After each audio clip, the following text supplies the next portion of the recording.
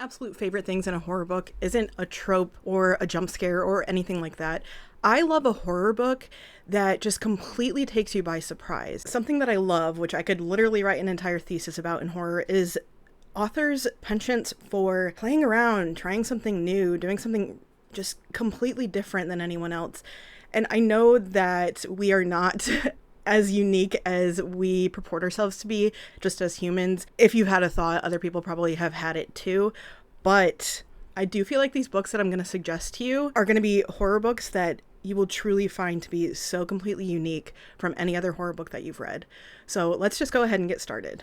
So I want to go ahead and start off strong, and the way that I'm going to do that is to talk about 2 Chuck Tingle books. Some people may know Chuck Tingle through his unhinged romance books that I'm pretty sure are very, very much satire. I have not read any of those. I'm specifically talking about Chuck Tingle's horror books.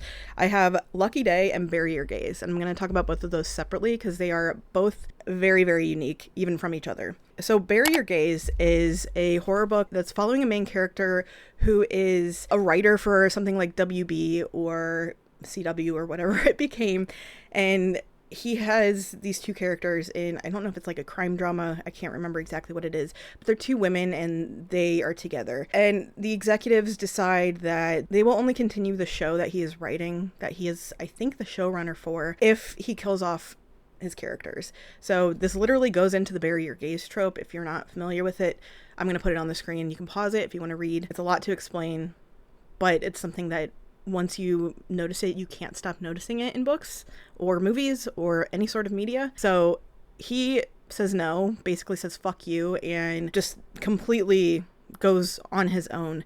But something very strange starts happening. His creations, he's got scary characters that he's done cartoons, he has a smoking man that's just very, very sinister. All of these characters that he has created start coming out of the literal woodwork and are going after him. Can't tell if the powers that be are trying to scare him, or he's suffering a break, or his life is in actual danger. And this is a very mind-bending, kind of genre-bending look at Hollywood and the Bury Your Gaze trope, but it does it in such a unique way that you're not going to know what's going to happen at any point in this book, and I ended up really liking it. I think it started and finished very strong and hooked me from the beginning. It's not a very long book, so I would suggest if you haven't touched any Chuck Tingle yet, that might be the first one you want to read. After you read that first one, you're going to want to read this next one, which is called Lucky Day. This is, again, another Chuck Tingle book, and honestly, I'm going to grab it for you just because it's one of my favorite book designs in the entire world. Here this book is in all its glory. I can't begin to tell you how much I love the colors, how much I love the composition, the design, everything that has to do with this. That's Chuck right there. Say hi to Chuck. And it's got all these horrible things happening, very unlikely things happening on the cover, which very much has to do with what Lucky Day is about. We follow a statistician, and her name is Vera. She is one of the many, many people in the US that experiences something that happens on this particular day that they call a low probability event. So low probability events don't just mean that they probably wouldn't happen. It means that it's possible that this event will happen, but it's such a low probability. Like, the statistics on it are so incredibly minuscule that it's almost impossible, though technically it could occur. I don't know if you've ever heard something said, I don't remember which scientist said this, probably more than one, but if you put your hand up to a wall ever so many times, there is a chance that all of the molecules could line up and your hand could go through it. That is a low probability event because it's technically possible, but it likely will never happen. All these low probability events happen on the same exact day. It's a massacre. Planes are falling out of the sky. People have raccoons jump into their car while they're driving, and then they go crash into a building, and then the building catches on fire, and it's like, what are those called? What's that thing called? For some reason, the first time I've ever seen it was in Casper, the original Casper. Hold, please.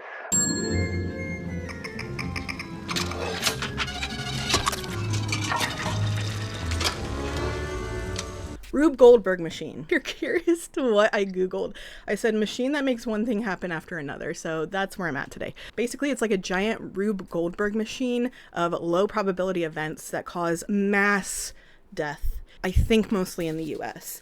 And our statistician Vera, she survives, but her entire life feels like a lie because all these events should not be happening at the same time. They shouldn't all happen on the same day. They should be almost impossible. So she really has nothing to live for and spends the next however long contemplating and being depressed because she doesn't know how to deal with life now that everything she's worked towards, the PhD she has, is meaningless. Until she is contacted by someone from a very clandestine part of the US government, although isn't every part of the government a little bit clandestine? She gets contacted because they want to get to the bottom of why this low probability event happened and make sure that it doesn't happen again. They have a lead, which this is all in the synopsis, I promise. They have a lead where there's this casino where no matter who you are, no matter what, you will always win. This department believes that this casino has something to do with why this low probability event happened. They just have no idea how to piece everything together. So Vera has to decide if she's going to team up with the government to figure out what happened or just try and live her life as she understands it now, which isn't very great. I went on about this book for a really long time because it is one of my favorites, but I cannot stress to you enough that you will not, again, because it's Chuck Tingle, you will literally not know what's going to happen next at any given point in the best way possible. It's not one of those annoying books where you're so frustrated and you don't know what's going on. You know what's going on. You always got to be ready for the next thing, and the next thing is Chuck Tingle's Lucky Day, and you should read it. The next one, this is very much a 180, is Bad Cree by Jessica Johns. This is a grief horror. You may think, well, I've read grief horror before, but it deals with it and it has a very unique perspective on grief horror. And I think that this is done really well. And it's not just because I read this at a time when I lost a very close friend. I feel like it healed me a bit, but that is not going into my analysis of it and why I think you should read it. I think you should read it because I do think it is a very unique take on horror. Our main character, she has a sister that died recently. She has cut herself off from the rest of her family. She can't deal with it. She's dealing with grief by cutting herself off and living on her own. And I believe it's partly because she feels like it's truly her fault. So when she starts having these nightmares about her sister, she expects it because she feels guilty. However, when she wakes up, she starts noticing, like, the one time she wakes up with a crow's head in her hand and then it disappears almost immediately. She's got feathers that show up in her house. She has dirt under her fingernails. This is an exploration truly through nightmares, and not just in the way that she has to, analyze her nightmares and figure out how that relates to her grief, but no, the nightmares are very, very central to this plot. I'm not going to go any further into it. I think you should go into the rest of this book blind. But I promise you, it's more mind-bending and interesting than I'm making it sound. But it's so unique and so good, especially in the grief horror category.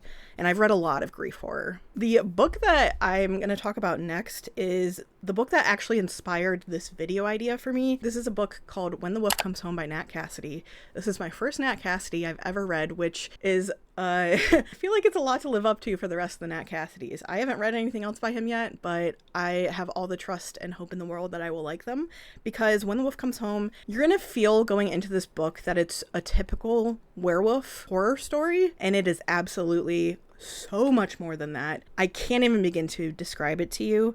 Our main character, she is a somewhat failed actress. She works at this diner. When she's coming home one day, she's very, very tired. She had a very scary situation happen that day, so she had a really rough day at work. This little boy, about 5 years old, comes up to her door once she gets home, and he is terrified of his dad, who is not too far behind him, and she has to make a split decision to help him. That decision that she makes completely upends her entire life in so many different ways that I can't even explain, and that is all I'm going to give you for this book. Please go into this not even reading the synopsis whatsoever. If you see any review videos, if you see anything like that, ignore them if you haven't already seen it, because you need to go into this book expecting it to be a werewolf book, and that's it. It's more than that, I promise you, but you need to read this book if you're into horror and you're into truly unique horror. It's just so not like even other books on this list, it is so completely unlike them. I can't even begin to explain. Hold on, I need a Canada Dry Zero, not sponsored. I truly wish.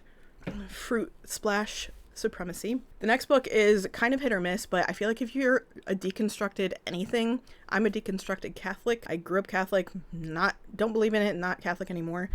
The Starving Saints by Caitlin Starling, I think, will be a book that you enjoy if you are part of that demographic, or if you just like fever dream like books. If you liked the Dionysus episode of True Blood, if you enjoy Gideon the Ninth, they're very different from each other, but if you like Gideon the Ninth and you were okay with not knowing what was going on in that, I think you would like this too. This is a pseudo-Catholic fever dream, and this is set kind of what would be medieval times if it were not a fantasy world or a horror world. Oh my god, I can't say words. Horror world is a really hard statement. Okay, horror world. We start out in this abbey. We have these three women. One of them is a female knight. The other one is a witchy woman who is kind of pushed into the job as like their wise woman in the abbey.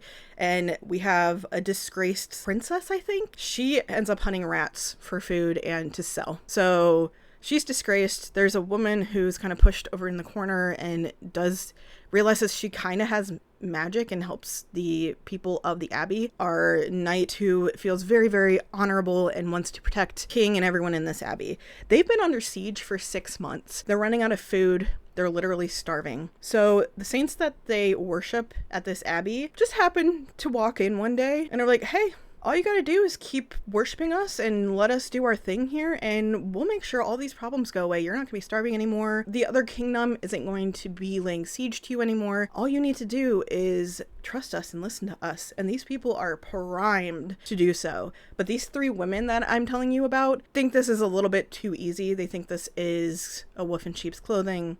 They think it's a little bit too good to be true. They would not fall for an MLM. These three women have to go throughout this entire experience with everyone against them and not being able to ask for help from anyone else, to try and expose how sinister and strange these saints are and try to expose them for what they are, which they don't believe they're saints. You'll have to find out by reading the book, but it gets wild and it's very much a fever dream. You have to be okay with feeling like you're in a little bit of a haze sometimes reading this. I really, really enjoyed it, especially because of the pseudo Catholic imagery. This is not any sort of religion that actually exists in our world today, but it's got some sort of similar imagery. It's very much a fever dream book. It's very much something I'd suggest, and I'm going to move on to the next book before this video ends up being 40 minutes long. The next book that I'm going to talk about is very unique in a different way from the other ones. It's less of a fever dream and more of subverted expectations for a horror book, which is why I feel like some people rate this book kind of low, because they expect this to be a very specific type of vampire novel, and that's not what this next book is. So Woman Eating by Kohda is a book about a young vampire who ends up on her own. She's trying to live a normal life, and it's almost like an adolescence into adulthood story. It's a coming of age as a vampire. She ends up having to fend for herself. I think it's New York City, and she's floundering. She doesn't know what to do. Her mom has always taken care of her, and her mom is no longer able to do that. So she's really, really floundering. This very much feels like a coming of age, and also, trigger warning, this does deal with what I would say is an allegory for an eating disorder and just the issues that especially young women have, the growing pains of life and the expectations that are put on you as someone who is raised femme. It hits. And I would say that it's very unique because I think some people mistake this for a typical horror book. And while it does involve horror, there are some really gross, nasty parts. That's not what this book is trying to do. But I really think it's an interesting exploration of these themes through the lens of horror. That is exactly what I love about the horror genre. Definitely read that, but also definitely check the trigger warnings. So this next one, tell me if this sounds interesting to you. Let me know in the comments. Night's Edge by Liz Kerin. If you've not read it, it is a vampire book, again. I read it for Summerween last year and ended up really enjoying it. I wasn't sure how I was going to feel about it. I don't know if you can hear my dog snoring, but she is snoring hard. I'm sorry if you can. Just ignore it if you can. If vampirism existed, and it's something that was well known, something that was kind of like COVID, where it became an epidemic. But this is vampirism if it was treated like addiction in the way that society treats people with addiction. It's so incredibly interesting because our main character is the daughter of a vampire. One of her earliest memories is her mom coming back from the dead. It very much feels like a book about a young woman who's growing up with a mom with addiction, except this addiction is to blood. She's a literal vampire. Her mom relies on literally everything from her because she can't go out. They're very stigmatized. There's things put in place where vampires aren't allowed to go in certain human spaces, and they're very much treated like the dregs of society rather than as a symptom of a broken system, just like addiction. I love the way that this is written through the eyes of someone who isn't actually the vampire. It's not glamorizing vampirism. It's not glamorizing sexy vampires. It's showing what I truly think would happen if vampirism was a thing in our world. This is how vampires would be treated. That's not specifically what this book is about. This book is about our main character's struggle with her mom depending on her so incredibly intensely. So when she gets the opportunity to possibly leave and not be in this situation anymore, she has to grapple with her mom's issues and how her mom's going to survive without her, and her understanding that she needs to be able to live her own life. And it does have some action. It does have some crazy things happening. If you have family members or friends or anything that struggle with addiction, that's something that triggers you, you might want to look into the trigger warnings for this one. Just really liked this take. I don't see many people talking about that book either. So if you heard it from me and end up reading it, let me know, because that's really cool. I have 2 more left. The next one is one that might want to be something you wait till the holiday season to read. I'm going to grab it because it's got incredible art in it. I love Brom in general, but this one is specifically kind of a mindfuck book rather than Slewfoot being more of a typical horror book. I won't suggest that to you in this video, but I would suggest it in general. One of my biggest, most favorite things about Brom is that he is an illustrator, first and foremost, and he's got incredible artwork in his book. I'm not going to show too much because it will give away the story, but this is basically a very dark version of Christmas. We follow a main character, Jesse. He lives in Appalachia, and he comes across this being that could only be described as Krampus. Literally Krampus from lore. And Krampus is telling Jesse this story as he needs Jesse to do some stuff for him, because he's going, no, I am not a bad guy here. I'm not terrifying. You should be scared of Santa Claus. And I know it sounds insane, but this book, it's so dark and so insane and just has these amazing main characters and side characters. Jesse is completely swept up in this whole thing, this whole big fight between Krampus and Santa Claus. He either needs to decide who he thinks is correct and who is actually the horrible, evil, bad person, or just kind of go with the flow. He doesn't really have a choice. This just gets more and more insane as it goes on. I think it's great for winter. I think if you don't like the silly, goofy Hallmark-esque books for the season, this would be a great one. Especially if you don't celebrate Christmas, I think you could really enjoy this because it doesn't completely just center Santa Claus and Christmas. It's got this whole narrative through it, and I don't think I'm doing it justice. I just need you to pick up this book, and preferably sometime in November or December. Especially if you like hearing about Yule, about Christmas, and all of that. The pagan aspects of everything and how things came to be. Not only is it a unique horror book, but it's a very unique holiday-themed book. And I haven't come across, even other holiday horrors don't hit like this one does. And I do truly think it's unique in several different ways, not just unique for a horror book. And then last but not least, Japanese Gothic by Kylie Lee Baker. I'm sure you've heard of it. If you've read Bat Eater and Other Names for Cora Zheng by her, you'll understand her writing style. That was the first and only COVID-related book that I was able to finish and loved, and the horror was incredible. This is no different, and I think she's truly doing adult horror in just such a unique way. Her first 2 adult horror books have just been incredible so far. I don't quite know how to explain this book. So we have 2 timelines. We have a samurai who happens to be a woman, which isn't in a like, yeah, go girl, women can do anything kind of way. She's part of a family of like the last samurai after they were massacred and outlawed in Japan in the late 1800s. Our other main character is a young man from 2026 who has just fled to his father and his father's girlfriend's house in Japan after he thinks he killed his roommate in college, but he goes and flees and goes to see his dad in Japan in the same house that the samurai in 1877 was living in. It's a time-bending book, and I will tell you the two main characters do interact. Their timelines do converge, which I believe is in the synopsis, but it's especially the farther you get into this book, the more is revealed and the more you kind of get more questions than answers, but in a great way. I finished this book being like, wait, that's all I got? That will usually make me mark down a star for a book, but this one, after sitting with it for a day or so, it just felt complete. It felt so perfect.